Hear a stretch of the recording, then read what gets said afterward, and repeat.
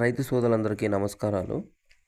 ఈరోజు వీడియోలో సింజెంటా వారి ఇసాబియన్ మందు స్ప్రే చేయడం ద్వారా పంటకు కలిగే లాభాలు మరియు దాని సాంకేతిక పేరు అయిన అమినో యాసిడ్ అండ్ పెప్టైడ్స్ అంటే ఏమిటి, దానివల్ల మన పంటకు కలిగే లాభాల గురించి ఈ వీడియోలో తెలుసుకుందాం. ముందుగా ఈ వీడియో చేయడానికి ముఖ్య కారణం వచ్చేసి, ఇప్పుడున్న పరిస్థితుల్లో చాలామంది రైతులు ఫర్టిలైజర్ షాప్స్కి వెళ్ళి వారి పొలంలో ఉన్న ఆకును లేదా కాయను తీసుకుపోయి దీనికి ఏ మందు కొట్టాలి అని వాళ్ళని అడుగుతున్నారే కానీ ఏ రైతు కూడా ఈ మందు నాకు కావాలా అని అడగడం లేదు.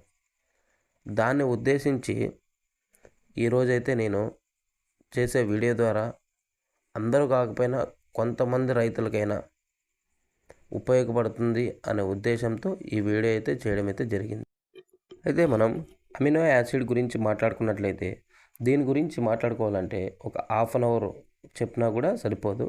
అందుకని మనం దీని నుంచి కలిగే లాభాల గురించి షార్ట్కట్లు అయితే ఈ వీడియోలో తెలుసుకుందాం. అమినో యాసిడ్స్ ముఖ్యంగా మొక్కల యొక్క పనితీరు మరియు మొక్కల యొక్క ఆరోగ్యంలో కీలక పాత్ర పోషిస్తాయి.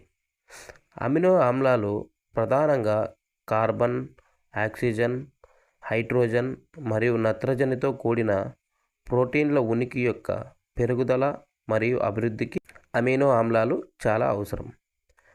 అమినో ఆమ్లాలు మొక్కలకు శక్తిని ఇస్తూ, మొక్కలకు తగినంత నత్రజని అందుబాటులో లేనప్పుడు నత్రజని మూలాలను అమినో యాసిడ్లు ఉపయోగించుకుంటాయి.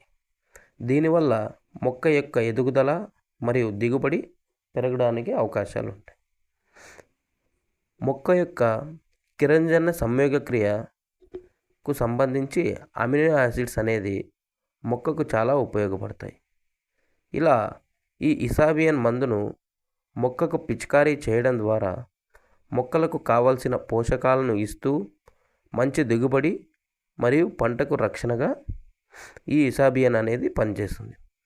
అలాగే పెప్టైడ్ల గురించి మాట్లాడుకున్నట్లయితే వీటిలో 2 రకాలు ఉంటాయి.